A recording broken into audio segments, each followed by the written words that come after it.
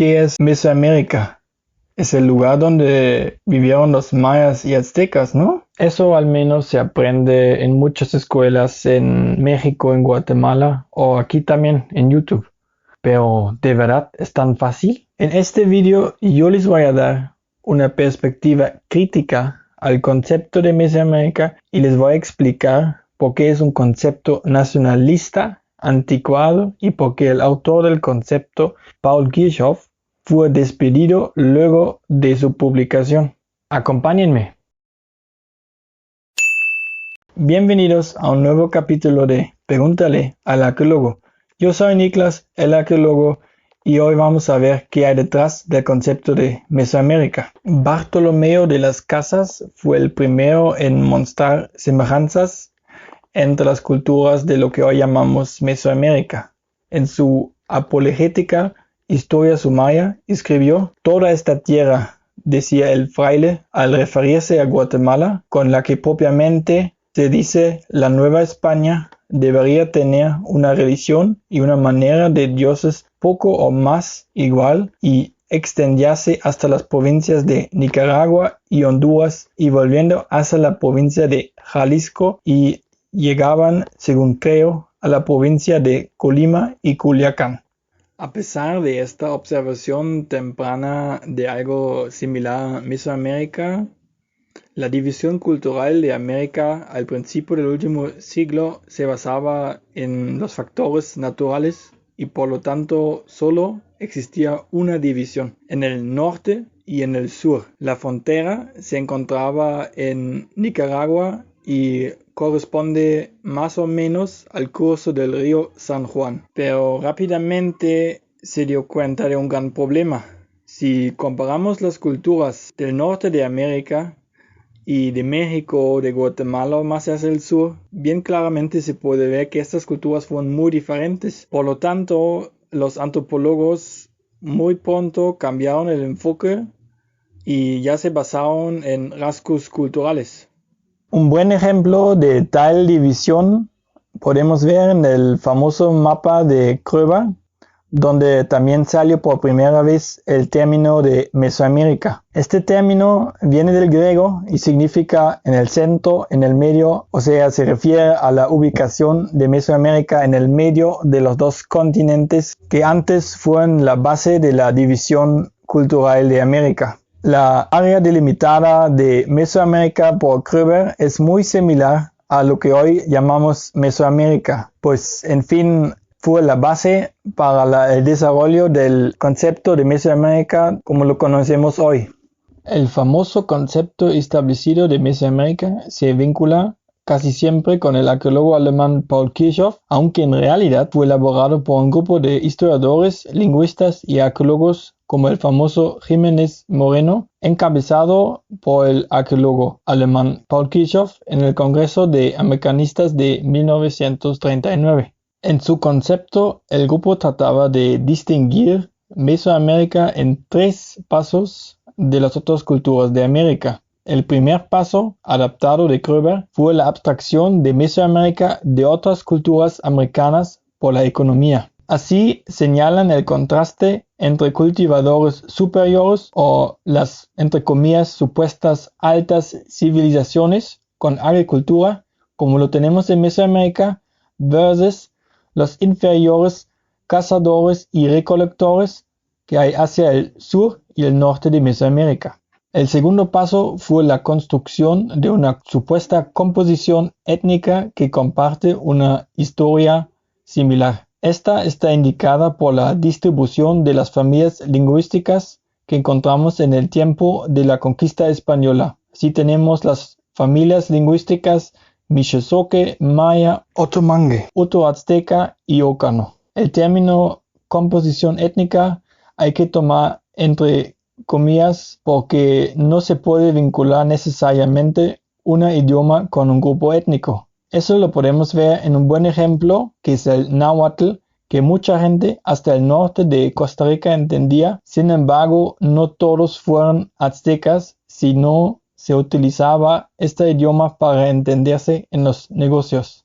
El último paso era la famosísima lista de los 44 rasgos mesoamericanos. Así tenemos, por ejemplo, pirámides, juegos de pelota, el juego volador, libros, escrituras y un calendario con un año de 18 meses de 20 días y 5 adicionales. Lo que muchos investigadores ignoraron es que también la lista contiene rasgos que comparte Mesoamérica con otras áreas culturales o culturas. Así tenemos, por ejemplo, el cultivo de maíz, algodón y frijoles. La lista de todos los rasgos comunes y extraordinarios de Mesoamérica les voy a dejar en la descripción.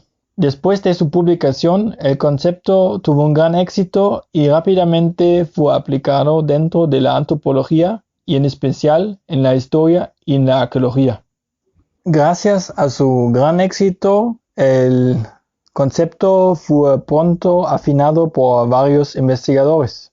De este modo, los investigadores realizaron una subdivisión del área, como podemos ver aquí, que se comprende de la área del norte de México, el occidente, el Golfo, el centro, Guerrero, Oaxaca, Maya y Centroamérica. A pesar que el concepto en el original solamente se refiere cronológicamente al momento o al periodo de la conquista, se realizó también una división cronológica de toda la historia de Mesoamérica. Su historia empieza en el preclásico, que va desde 1200 a.C. hasta 300 después de Cristo. Este periodo mayormente se relaciona con la cultura olmeca y la aparición del juego de pelota y la escritura. Luego empieza el clásico, que va desde 300 a 950 después de Cristo. El siguiente periodo, el clásico, se relaciona en especial con los mayas clásicos, Teotihuacán y Monte Albán. La cronología termina con el postclásico, que está relacionado en especial con la presencia de los aztecas. Con todo el éxito y la entusiasta aceptación, las críticas al concepto se han olvidado por mucho tiempo. Lo mismo critica Paul Kirchhoff casi 20 años después en el prefacio de la segunda edición del artículo de 1960. Un aspecto, por ejemplo, bastante problemático es la reducción de las culturas de Mesoamérica a una lista de rasgos, lo que da la perspectiva muy limitada de las culturas y los hace parecer como un bloque heterogéneo. Pero esto no es así, como podemos ver, por ejemplo, con respecto a las técnicas de agricultura. En las tierras altas del centro de México se usaron los chinampas, campos flotantes. En contraste, en las tierras bajas de Yucatán se usaron terrazas de cultivo, porque esto era mucho más aptos para el terreno disponible. La reducción de las culturas a una lista de rasgos que acabamos de ver era una de las razones por el gran éxito del concepto de Mesoamérica. En el periodo en que se publicó el concepto fue llamado por Wiley y Sabloff Classificatory Historical Period, y esta está caracterizada por la clasificación de culturas y el desarrollo de cronologías. Durante este periodo, los arqueólogos tuvieron una posición marginalizada dentro de la antropología. Pero entonces, con el concepto de Mesoamérica en las manos, los arqueólogos pudieron ofrecer gran parte de los datos para el mejoramiento del concepto, lo que les hizo olvidarse de la crítica. Otra razón para el éxito era la situación política de México. El concepto fue publicado pocos años después del fin de la Revolución Mexicana y el nuevo gobierno mexicano intentaba de crear una nueva identidad mexicana para fortalecer el nacionalismo mexicano. La investigación antropológica también sirvió para este propósito, lo que resultó en la fundación del Instituto Nacional de Antropología e Historia, o brevemente INAH. Y en este momento es importante señalar que el concepto de Mesoamérica fue elaborado por un grupo de historiadores, lingüistas y arqueólogos mexicanos. Si tomamos eso en cuenta, no nos va a sorprender que México se considera como el centro de Mesoamérica y todas sus innovaciones. La importancia de justo este punto que México es el centro de Mesoamérica se muestra en la manera como terminó la carrera de Kirchhoff. Cuando él empezaba en los 60 de sugerir que las ideas de Mesoamérica en realidad originaron en culturas asiáticas, Elina le corrió, o mejor dicho, le adelantaron su retiro. Empezando en los 80s, los antropólogos le hicieron caso a Kirchhoff y empezaron a criticar el concepto y desarrollaron nuevos enfoques y conceptos para alejarse del antiguo concepto de Mesoamérica.